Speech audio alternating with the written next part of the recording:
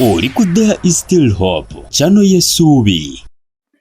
Kale yonna gy'osinzira okutulaba tukwagala nnyo. Eno bagiyita There is Still Hope Tish TV mu lulimi olunyaanyimbe.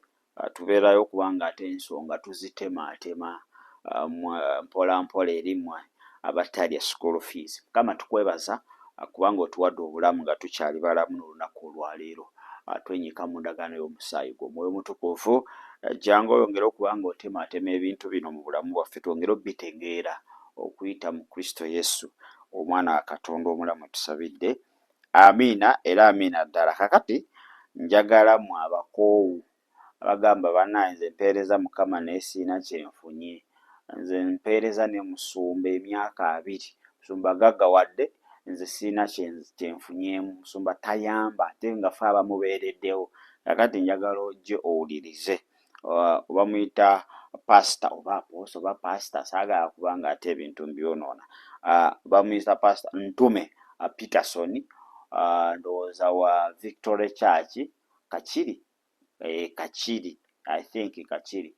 Era ensonga z'ayogedde nozo nsonga nkulu nnyo, kasitoba ng'oziwadde obudde. Manye ekizibu ky'abalokole nti we tuggwa ku vidiyo, maama oyagala edduke ku sipidiyo, oyagala ebikunyumira bye biba bitandika. Nedda, vidiyo yonna ng'eyogera Katonda, mwe mutukuvu abakulungamiza ojjiwulira, giwe obudde. Tomanya mu bigambo 10 muyinza obeeramu kimu ate nga kyobadde weetaagira ddala okubanga ate weeyongerayo. Ono Musumba Ntume asengese ensonga ze. Ndowooza kino era kitawaanya nnyo kyaki. Abantu beemulugunya nnyo, abamu ne bava mu kkanisa ne batambula ne bagenda. Ne boogera bapasita ebifuuku ebinene n'ebimpi n'ebikikinike. Ne bakomekeza nga bennyini obuweereza babakoze ki? Ebyokuweereza Kristo babivuddemu kuba bo balaba nti oba muntu omu yagaggawala oba abamu kkanisa ne bazisuulawo olw'embeera endala eziyinza okuba nga zigenda mu maaso. Kale njagala vidiyo eno giwa obudde ya dakiika zirenga 5. Ne mu dakiika 5 ezo mwana nakuyita mwana wange. Kuno There is Still Hope International kulabibwa bamaama, bataata, basenga, bajjajja. Bannaye sibanyoomye naye njagala muwulize vidiyo eno bulungi nnyo.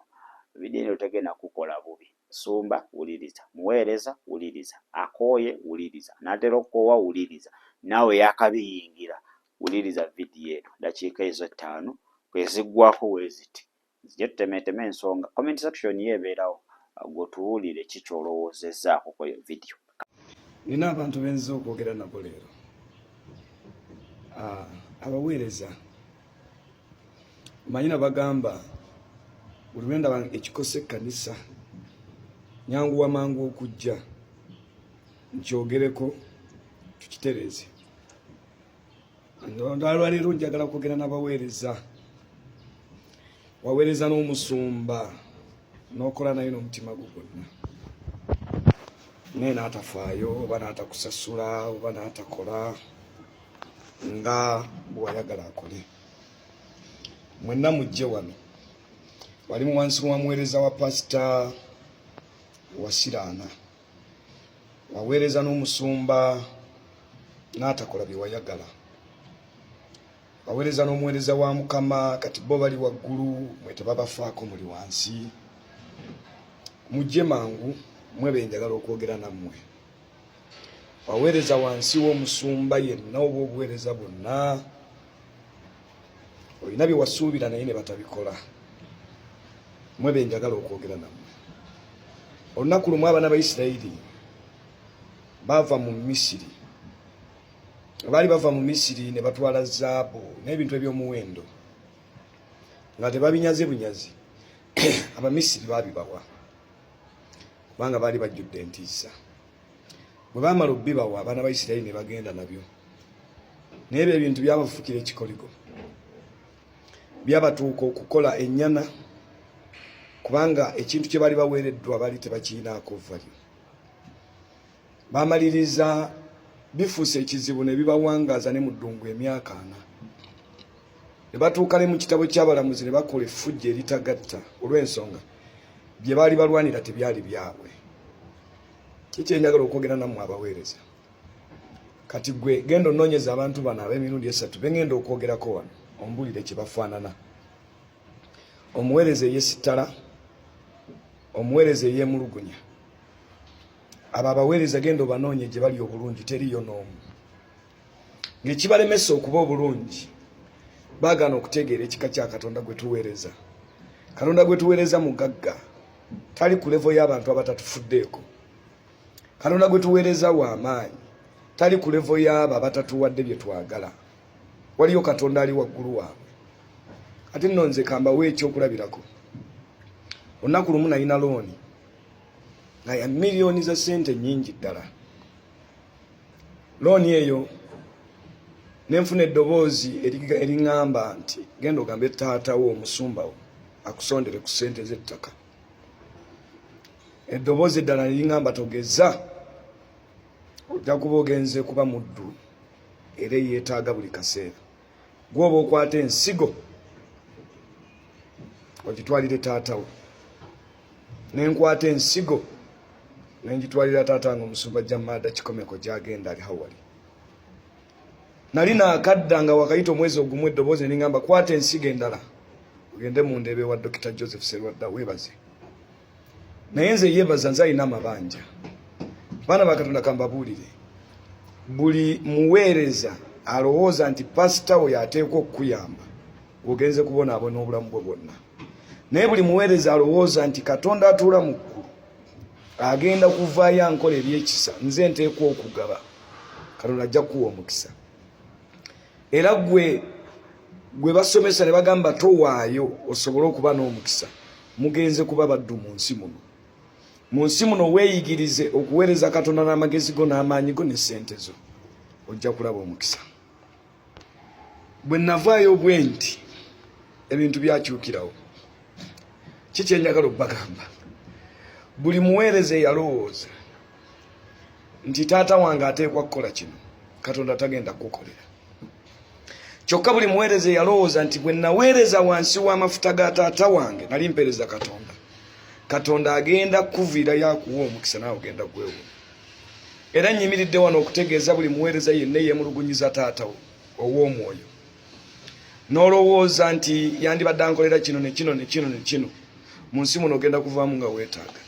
Naye buli eyawuliranga wansi w'okuweereza kw'amafuta ga taatawo wali oweereza Katonda, oba yakusiibula takuwadde kantu konna, ne bwe wagenda teyakyala, ne bwe wakola ebintu, ne bwe wamusaba akuyambe teyakuyamba, gwe yakkiriza nti Katonda ye yakuyita okutuula wansi w'ebigere by'omusajja afaanana bw'atyo, Katonda agenda kuwa omukisa. Naye buli eyafuluma nga weemulugunya, n'ofuluma nga weewolereza, n'ofuluma nga ogamba kale taata wange yandinkoze bw'ati, mazima namukola bwe nti, gwe alina okwemulugunya bw'atyo. Tukulinze ennaku zonna okutuuka n'okwemulugunya Kristo. Njagala bategeeza mwenna baana ba Katonda, mukolere Kristo muve ku bantu. Bwe wayimirira n'omusumba oyo wali oweereza Katonda. Era mbuuza, ebyo bye wawaayo eri omusumba oyo osobola okuddayo n'obirabako? Ekyo kyennyini kikkirize nti neewuwe bwe kigenda okuba. Waliwo abantu abagenda okuyimirira naawe naye nga Katonda we yagenda okubayamba. Mukama abawe omukisa. Vidiyo eyo tekukoze bubi nnyo, ekukoze bulungi. Kakati musumba Ntume abadde annyonnyola era kizapo nnyingi zakozesezza ne sitole ye ey'okuba nga yalina looni n'ayagala okugenda wa pasita amusabe oba agambe ekkanisa emusondereko, ne Mukama n'amugamba nedda, ogenda kufuuka muddu. Naye Mwoyo Mutukuvu n'amuluŋŋamya, ndowooza n'akola ki? N'ava ate mu mabanja ago.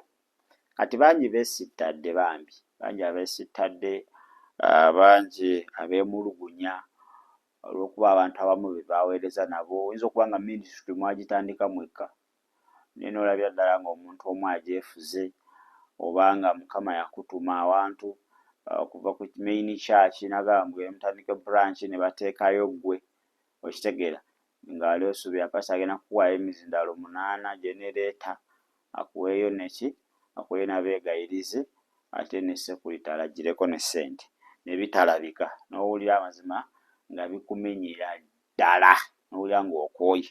Kakati wuliriza akugambye, our God is above those whom you think they can help you. Katonda waffe asukkulumye ku abo boolowooza nti bw'oyinza okukabirira bakuyambe. This is a big statement. Bangi tutunuulidde abaana b'abantu n'okabira onyamba gundi wagaana nogamba naye pasita nankona neyeeyisa waati. Akimanya ekkanisa gye n'akatandika nto, temuli ssente, temuli wadde 10 biki, bambi n'otambulira mu bulamu obwakokola ki obw'okwemulugunya. So bantu makugambye Katonda waffe oba Katonda wo eyakutuma munene okusinga oyo gwe weegayirira okuyamba. That's a big revelation.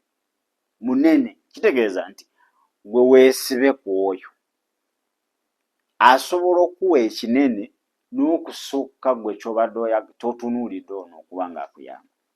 Nja okubona obadde oyagadde akuyamba akakadde, naye Katonda gw'osinza oba yakuyita nga ye mu pulaani ye mulimu obukadde n'abukadde gw'otunuulidde kakadde. So tubeere n'ekifaananyi ekigazi nti gwe tuweereza munene nnyo n'okusinga ki abo be twetaaga batuyambe. Tetugambye mu abantu tubeegobekwa, abantu tubeetaagira ddala era Katonda bagenda okukola ki? Bagenda okuba nga ate akozesa. Ekintu ekyokubiri, ndowooza sitole ya Ronnie ogiwulidde bulungi nnyo, eyo saagala kuba nga ate ngiddamu. Kakati agambye those who think that you are mwe abaweereza balowooza nti pasita wammwe yalina obbayamba, nga gwe mu kuweereza kwosuubira musumba yalina okuba nga akuyamba. Bw'eba endowooza eyo ekuli mu mutwe, then kitegeeza ogenda kubonaabona nnyo. You are going to suffer a lot. Gwe minds ziri mu headquarters yeyina okuyamba. Etujja kukuba essimu ku headquarter, nja kukubira musumba, musumba ajja kubanga yeyandeeta eno, yeyansimba eno. Okitegedde, omusumba ayinza okuba yakusima naye Mukama yamugamba. So main focus yaffe erina okuba nga eri ku Kristo Yesu. Akugambye nti yiga okubanga oweereza Mukama Katonda wo n'amaanyi go gonna n'amagezi go gonna, nti twesige nnyo Katonda, tutunuulire nnyo Katonda, yekka yagenda otuyamba. Obuweereza tunaabutambuliza ku bantu bw'oba bumaze okugwa. Let me tell you, abantu ate omuntu n'aba agambye agenda kukuyamba, that is not going to help you forever. Ayina waakoma.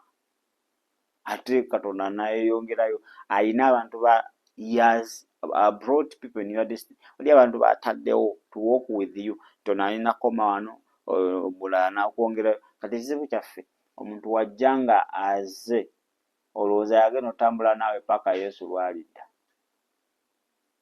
Era olaba agenza owulira bubi nnyo, abalaba bakolimira. Ate osedde omulimu gwa Katonda, Mukama agenda kukuba embooko, naye ng'oluusi Katonda amulese for what? For a specific time or specific period. Ng'eyo period ye gy'akoze yeeyo okusinziira ku settings za Katonda ng'alina okuba ate ng'agenda.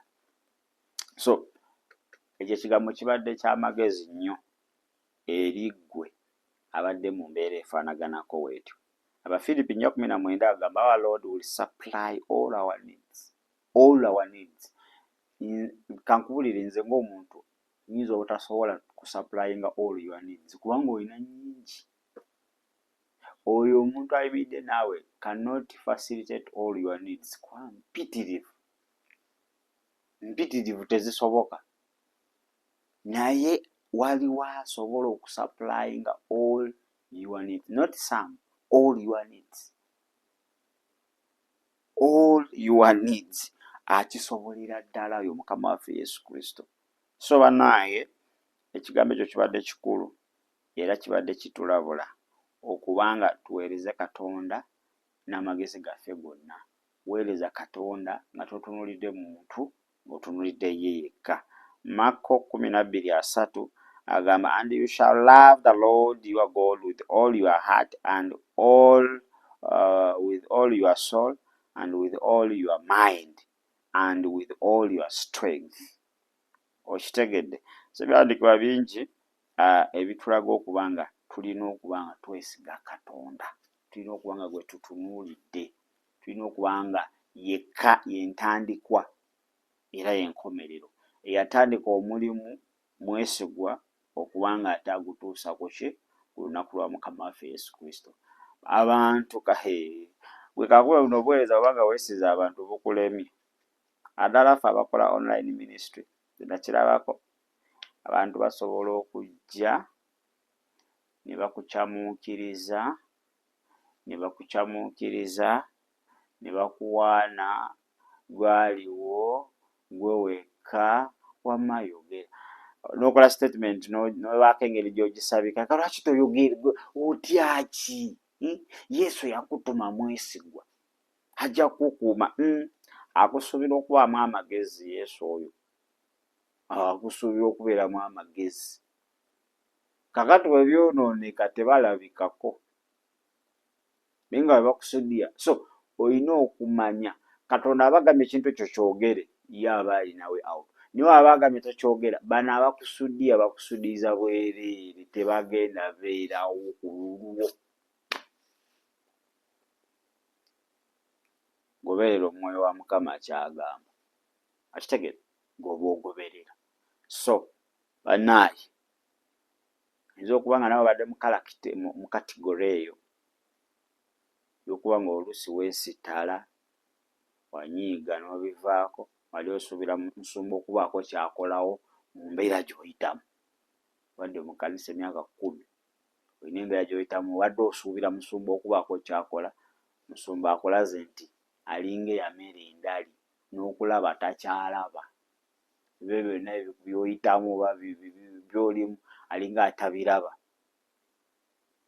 Weesittala n'onyiiga n'oyagala okuva mu kkanisa. Naye tokikola. Tokikola. Kkiriza Mukama mwesigwa. Oyinza okuba nga amaaso go gali wano naye ng'obuyambi gye bugenda okuva ate buwalala nnyo. Kati Katonda bw'oyagala omufoosinga atunule w'otunudde oba olemesa. Olina okubeera ne wide view nti anywhere Katonda asobola okukozesa anybody. Kati bankubule kino, Katonda asobola n'okukozesa atali mulokole. Kuba gwe amaaso gayinza okuba gali ku bano abaalokoka bokka. Kaba asobola oleeta omuntu nga si mulokole n'akukolera, n'akola ky'obadde oyagala naye nga Katonda yamuleese. So tulina okubeera ne world mind.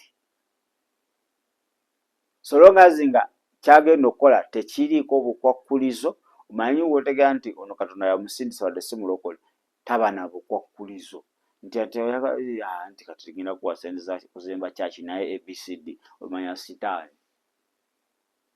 Katonda aba asindisa omuntu tekuba terms and conditions, akola ky'omugambye, Katonda kyamugambye. Aye oluusi oyinza n'obutaddamu mulaba. Ye Katonda oyo ayagala tubeere with that wide vision. Tumulabe, tumusukkulumye buno bu situation bwe tukola ki? Bwe tuyitamu. So omuweereza munnange, oba nga weesittala, ddayo oweereze Katonda. Oba waggwaamu essuubi, ddayo oweereze Katonda. Musumba tewali kye yakola, musumba muntu muleke, tunuulira omusumba omukulu. Tunuulira omusumba omukulu, tasobola kuleka. Omusumba omukulu embeera gy'oyitamu agiraba era agimanyi, era amanyiwe out. Kati ye gw'oba otunuulira, gy'alina enkola gy'akolamu ebintu bye esukkuluma ku kutegeera okwa human being oba okwa omwana w'omuntu. So mba naye akuzzaamu amaanyi nga musumba ntume wakuwadde amagezi ag'obwereere agatali g'okusasula. Ddayo mu kkanisa, weereza Kristo. Musumba musonyiwe oba wali wamunyiigira. Yenna gwe wali olowooza nti agenda kuyimirira naawe n'atayimirira naawe n'onyiiga, musonyiwe. Naye tunuulira omusumba omukulu ye Kristo Yesu. obuweereza bujja tunyumira. Okimanyi abantu abamu batuyamba bateekawo obukwakkulizo n'ofuuka musibe n'obeera muddu w'oyo omuntu akuwa ssente n'ateekako obukwakkulizo oba naye nsuubira message eyo Musumba Ntume oba Apostle Ntume gy'atuwadde eyingidde bulungi mu mitwe gyaffe era oba ofumintiriza bulungi Mukama ayogedde naawe kuba gw'olimu bitegeera naye mpola mpola bijja kubanga bijja mu bulamu bwo, bijja kubanga bijja. Waliwo eyakuyita tannagaanako kuyamba. Musumba muleke mwatandika mwenna ye okoze kinene kanisa okula ye. Musumba tasobola kusasula contribution gy'okoze ku kanisa effort gy'otaddemu ate si gwe obadde okolera unless ng'obadde okolera Musumba naye obanga okolera Mukama nga tokolera Musumba oba akuyambye oba takuyambye tekijja kuluma. Musumba oba ayimiridde naawe oba nedda tekijja kuluma. Omusumba oba akwerabidde oba akujjukidde tekigenda kola ki kubanga si gwe wali oweereza. Weewaawo oyinza okuba nga you were under, wali wansi we nga Mukama gwakutaddewo obeere wansi we naye nga wali oweereza Kristo Yesu. Naye byonna tebigenda kukulumya mutwe. Ojja sigala ng'oyatula Yesu ye Mukama. Ojja sigala nga oweereza awatali kwemulugunya, awatali kuddiriza, okitegedde, mu mazima ate mu mwoyo. Ebigambo ebyo oba obiwulidde ng'oli muweereza, ddamu oyambale engatto zo, tandika bujja olugendo. Ako kowumuddeko kamala, kasita ofunye ansa n'ekyokuddamu ekyo ky'oteekeddwa okuba ng'okola. Watandika okugamba Yesu, nkwebaza olw'obulamu bw'ompadde, mukuwa olwaleero obeere omulokozi era Mukama waabwo. Saasire tali butuukirivu bwange, naze n'omusaayi gw'ontukuze okuyita mu Kristo Yesu Omwana wa Katonda omulamu tusabidde. Amiina era amiina ddala. Kale ndowooza kaneetololemuko katono wenkomawo tukyalina bingi. Amakya amalungi. Weebale kulaba There is Still Hope. Okumanya ebisingawo tukubire ku 0752 34 14 47 oba ku 0761 08 83 15. Osobola n'otufuna ku email eya tishtv74@gmail.com. Eno ye There is Still Hope, channel y'essuubi.